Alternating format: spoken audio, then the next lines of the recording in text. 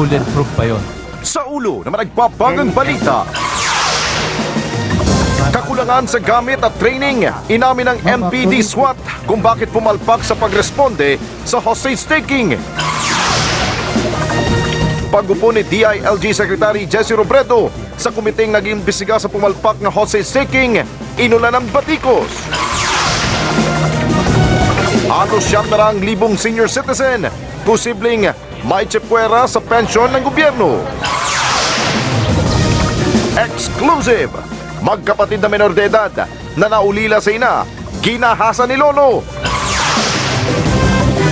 Chris, ipinagdadamot nga ba ang anak kay James Yap? Ang sagot ng star of all media, tutukan.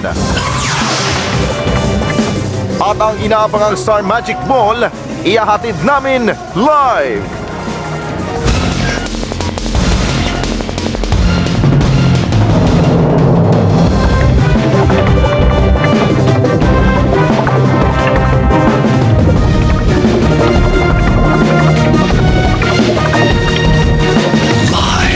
Mula sa ABS-CBN News Center, Manila, ito ang TV Patrol Weekend!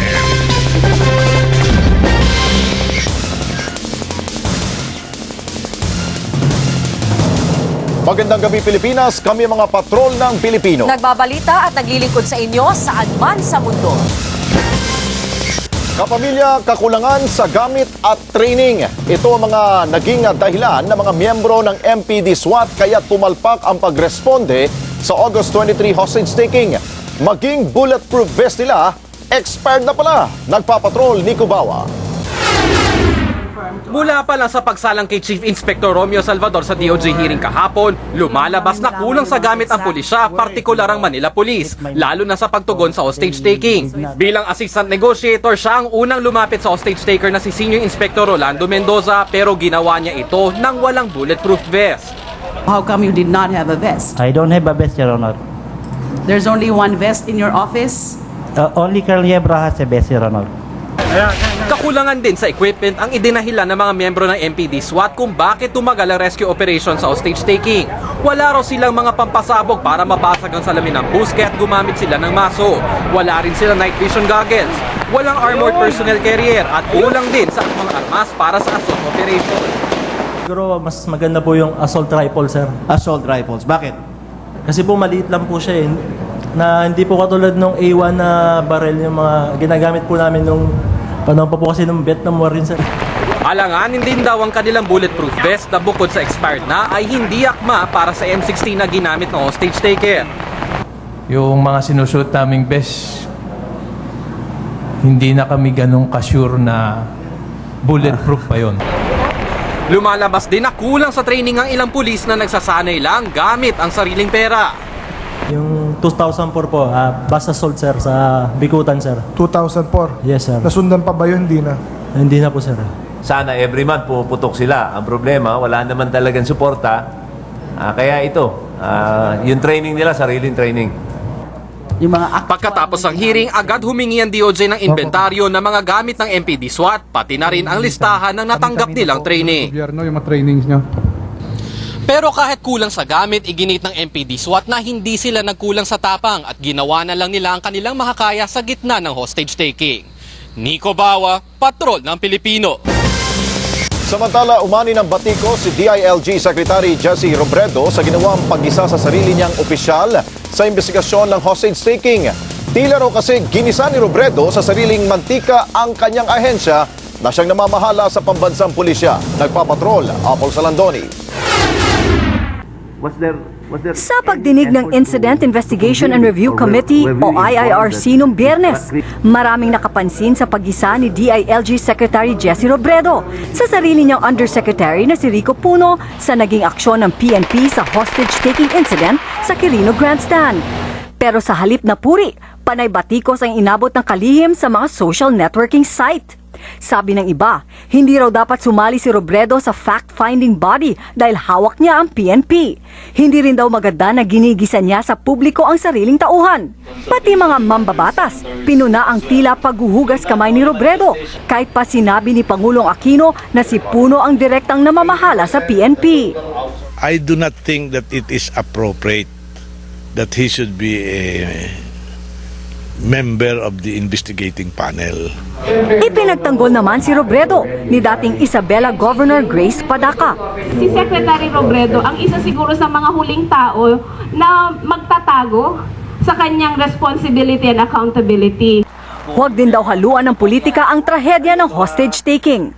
Panawagan ngayon ng mga taga-suporta ni Robredo kay Pangulong Aquino, ibigay na ang buong tungkulin ng DILG sa kalihim para hindi na maulit ang kalituhang nangyari. Apples Halandoni, Patrol ng Pilipino. Nag-alay naman ang dasal ang halos 500 bikers sa Port Santiago kanina. Ito ang kanilang alay sa mga namatay sa malagim na hostage drama noong 23 ng Agosto. Nagsilbi na rin nila itong stopover matapos mag-ikot sa lungsod ng Maynila. Layunin nilang iangat ang turismo na tumamlay matapos ang trahedya. Malalaking diskwento ang alok ng mga bigating hotel sa Visayas kasunod ng dagok sa turismo ng hostage-taking sa Quirino Grandstand. Nagpapatrol, Zian Ambrosio. Maraming pumunta sa huling araw ng Philippine Travel Mart sa Mega Mall kanina kung saan bagsak presyo ang biyahe ng mga eroplano at hotel. Ito ang hakbang ng ilang hotel sa bansa para ibangon muli ang turismong apektado umano sa madugong hostage crisis. Pambawi raw nila ang katakot-takot na promo. Gaya ng 50 to 70% off sa hotel stay. So the Lapu-Lapu City Government took an initiative and called the owners and sales and marketing directors of the different resorts of how we can counteract the effects of some cancellations from Hong Kong and China. This initiative is very timely for us to at least recover what we have lost. Ang ilang resort naman sa Boracay, target maengganyo ang European tourists. Pero para sa General Manager ng Shangri-La Hotel sa Pilipinas, hindi na raw kailangan ng mga diskwento para makaakit ng hotel guests. We are welcoming a fairly big Chinese delegation at Makati Shangri-La tomorrow. I think the life goes on, business goes on. Tingin naman ng presidente ng travel agency sa bansa, kailangan lang daw ipaliwanag sa mga turista na isolated case ang trahedya sa Quirino Grandstand. Umaasa naman ang mga travel agencies na malift na ang travel advisory ng Hong Kong sa Pilipinas. At kung mangyari ito, unang iimbitahan ng Hong Kong at international media sa ipinagmamalaki nating magagandang isla sa bansa. Zian Ambrosio, Patrol ng Pilipino. 3 miyembro ng Abu Sayyaf ang napatay ng mga pulis kanina sa Sulu. Kabilang dito ang kapatid ng lider ng bandidong grupo. Kaya naman, agad itinaas ng PNP at AFP Western Command ang full alert status sa Mindanao. Nagpapatrol, Shara Zambrano. Nagpapatrolya ang isang grupo ng mga pulis sa Maimbong Sulu dakong 1:00 ng madaling araw kanina nang paputukan sila ng isang grupo. Walang nasaktan sa mga pulis pero 3 ang napatay nila. Lumalabas na mga miyembro ang mga ito ng bandidong grupong Abu Sayyaf. Kinilala ang mga napatay na suspect na sina Al-Najir Jihani, Magdal Basal at Abdul Gafur Jumdail na nakababatang kapatid ng mataas na leader ng Abu Sayyaf na si Gumbahali Abu Jumdail alias Abu Pula o Dr. Abu. Dahil dito inilagay ng PNP sa full alert ang buong Mindanao dahil sa posibleng pag-resback ng bandidong grupo. Medyo malalaking tao po itong huli natin para naman po sa safety ng mga ibang elemento na hindi pa nakakalam sa incident and baka silang gantihan. Base sa record, 6 ang arrest warrant ni Gafur Jumdail sa salang murder at frustrated murder. Sangkot din siya sa mga kidnapping gaya sa Sipadan, Malaysia noong taong 2000. Sa Dos Palmas, Palawan noong 2001 at sa 3 International Red Cross Volunteers noong 1 taon. Sa kabila nito, hindi pa itinataas ng PNP ang alert level status dito sa Metro Manila maging sa ibang lugar sa labas ng Mindanao. Ang assessment natin dito sa Kamaynilaan ay mukhang hindi aabot. Pero just to make sure ay tuloy-tuloy natin i-assess ang sitwasyon. Gayunpaman, pinaiigting na rin ang seguridad sa mga airport, seaport at iba pang vital installations. Simula kaninang tanghali, iniinspeksyonan ng mga K9 units ang bawat isang pasahero at bagahe. Shara Zambrano, Patrol ng Pilipino. Sa harap ng pagtaas ng bilang ng mga nakakadengue, patuloy ang defogging ng MMDA. Karamihan kasi sa mga nagkakasakit ng dengue ay yung mga estudyante. Exclusive nagpapatrol, Abner Mercado. Sa Diosdado Macapagal Elementary School sa Tatalon, Quezon City, nagtungo ang mga tauhan ng MMDA para sa dipaging kontra dengue. Mula sa mga classroom hanggang sa mga palikuran ng paaralan, ibinuga ang pamatay lamok. Mainam daw na linggo isagawa ang dipaging para di maabala ang mga estudyante at hindi malanghap ang kemikal. Hindi lang po magbubugaw ng mga lamok, kundi makakapinsala rin po sa kanila. Hindi lamang sa lamok nga po pala, kundi pati sa mga crawling insect. Mahigit 4,800 ang populasyon ng paaralan. Ayon sa principal, wala pa namang nabiktima sa kanila ng dengue, lalo't nakatulong ang mga nakapaskil na impormasyon ukol sa dengue sa buong paaralan. Malaking tulong po sa amin, sa mga mag-aral dahil sa pamamagitan niyan ay nawawala yung mga lamok. Pinapurihan din ni Dr. Eric Tayag ng Department of Health ang programang ito ng MMDA. Mas mahaba daw kasi ang inilalagi ng mga bata sa paaralan, gaya ni RB Aporsiple, grade 1 student sa isa pang eskwelahan sa Quezon City na nakaratay ngayon sa ospital. Nakagat ka ng lamok sa eskwelahan nyo? Maraming lamok doon? Umaasa naman ang iba pang paaralan na magtutuloy-tuloy ang aksyon ng MMDA para makaiwas ang mga mag-aaral sa panganib ng dengue. Mula Enero hanggang 3 ng Agosto, umakyat na sa 62,503 ang dengue cases sa bansa. Sa bilang na ito, 465 na ang namatay. Abner Mercado, Patrol ng Pilipino. Naisama sa proposed budget para sa taong 2011 ang pondo para sa 500 pisong buwanang subsidiya sa mga mahihirap na senior citizen. Pero ang problema, limitado lamang ang subsidy o pensyon kaya libo-libo ring matatanda ang hindi makikinabang dito. Nagpapatrol, Pia Gutierrez. Pagtatahi ng basahan ng hanap buhay ng 65 anyos na si Aling Clarita. Sa bawat kilo, 17 pesos lang ang kita niya. Kulang na kulang sa pagkain at gamot niya at anak. Di araw-araw ang kita dyan eh. Kung kailan lang may matapos, tapos may kukuha, ganon. Kaya naman malaking tulong daw sana kung matutuloy ang pensyon na 500 piso kada buwan sa mahihirap na senior citizens sa ilalim ng Expanded Senior Citizens Act of 2010. Pero ayon sa chairman ng Senate Ways and Means Committee na si Senador Ralph Recto, di kwalipikado si Lola Clarita dahil base sa panukalang 2011 budget, limitado lang ang pensyon sa mga edad 80 pataas. Ay, naku, hindi ko na siguro maabutan yung 80. Kung maabutan ko, diswerte naman. Pati si Lolo Manuel na nabibilang din sa pinakamahihirap na pamilya at tsapuera. Sa mga 60 lang, puro na lahat may hina na eh. Wala na talagang kailangan na mayroon isang nagsusuporta na kanila. Sa tansya ni Senador Recto, nasa 850,000 na senior citizens ang mababaliwala sa social pension dahil hindi pa sila umaabot ng 80. Pia Gutierrez, Patrol ng Pilipino.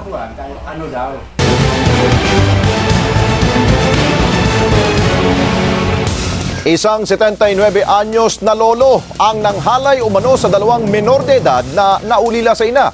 Ang masaklap, posibleng nabuntis pa ang isa sa mga biktima ni lolo. Exclusive nagpapatrol, Francis Falve. Noong isang taon, pumanaw ang nanay ng 13 taong gulang na si Nina at 5 taong gulang na si Donna. Nasa Taguig ang kanilang ama at walang kasama sa bahay sa Laguna ang magkakapatid. Hindi pa man nakakabangon sa trahedya, ginahasa naman ng 79 anyos na kapitbahay na si Jose Mendoza ang musmos na si Donna. Hindi ko naman po iniisip na siya ay may masamang ginagagawin doon sa akin 2 apo. Ang mas masakit, nalaman rin nilang paulit-ulit na hinalay ng lolo ang dalagitang si Nina. Nalikan niya po ako. Tapos sabi po niya sa akin mahal daw po niya ako, wag ko daw po siya pagpapalit.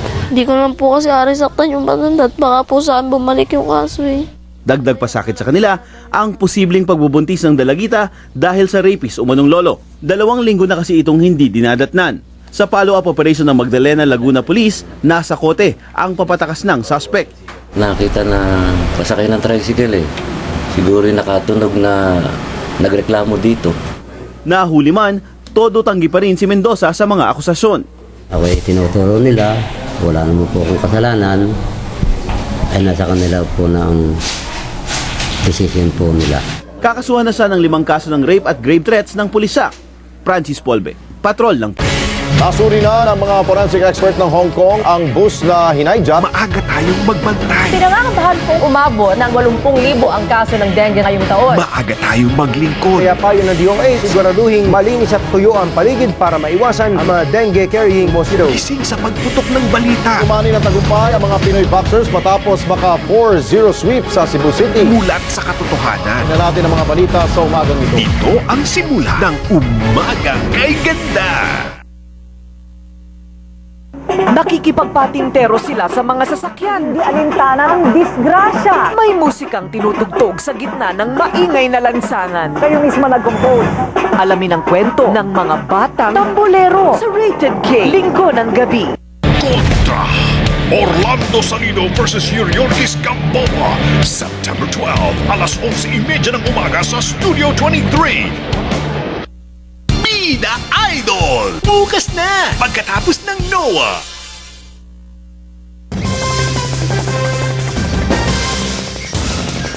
Dumagsang libu-libong bar examinees sa De La Salle University sa Taft Avenue, Maynila kanina para sa unang araw ng 2010 bar exams. Madilim pa lamang isinara na sa trapiko ang southbound lane ng Taft Avenue mula Quirino hanggang Pablo Ocampo Street para sa bar exams. Todo suporta din sa bar examinees ang ilang fraternity.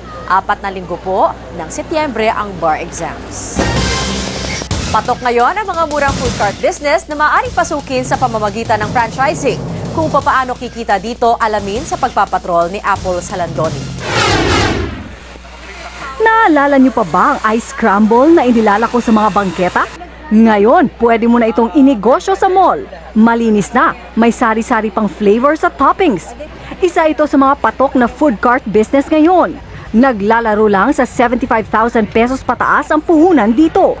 Sa halagang ito, kasama na ang kompletong gamit at mga sangkap ng produkto. Tuturuan ka rin at yung magiging mga empleyado kung paano ito palaguin. Kaya ang empleyadong si Melissa na engganyong mag-franchise. Mas kaya siya ng bulsa, tsaka mas parang hindi siya one time, big time. Maraming naengganyo sa franchising dahil mas sigurado raw ang kita. Pero ayon sa mga batikang franchisor, importante sa negosyo ang lugar kung saan mo ito ipupwesto.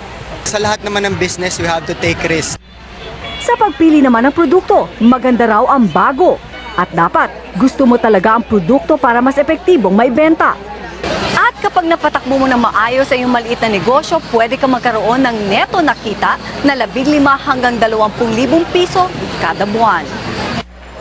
Kaya kung makakadalawang food cart ka, pwede mo na raw itong gawing full-time na trabaho. At para maiwasan ang mga franchising scam, siguraduhin miyembro ang iyong franchisor ng Franchising Association of the Philippines. Apples Halandori, Patrol ng Pilipino. Balita naman sa ibang bansa, napilitang gumamit ng water cannon ang mga pulis sa Germany para pigilan ang daang-daang nagwawalang kabataan sa pagtatapos sa kanilang taunang street festival. Ayan, nagliparan ang mga bote at mga paputok mula sa mga kabataan. Taon-taon na uuwi sa gulo ang street festival dahil ayaw umalis ng mga kabataan matapos ang musika at programa.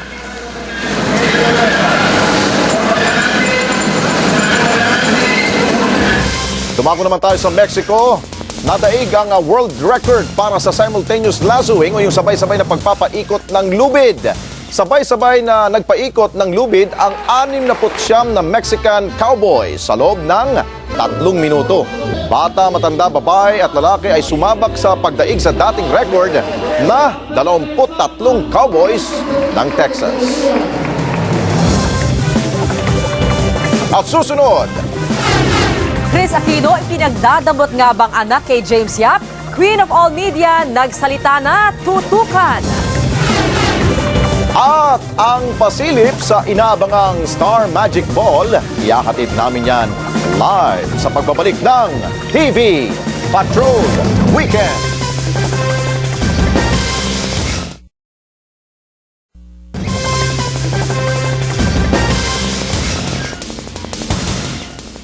Hindi ko ipinagdadamot si Baby James. Itong pahayag ni Chris Aquino sa gitna ng usap-usapang pinagdadamot niyang anak sa ama nitong basketballistang si James Yap. Sa dinaluhang medical mission kaninang umaga, nilinaw ni Chris na nagkasundo na sila ni James na tuwing Miyerkules at Huwebes ang schedule na mag-ama. Hindi raw niya ipinagdadamot ang anak, lalo't ayaw niyang bigyan pa ng problema ang kapatid na si Pangulong Noynoy Aquino.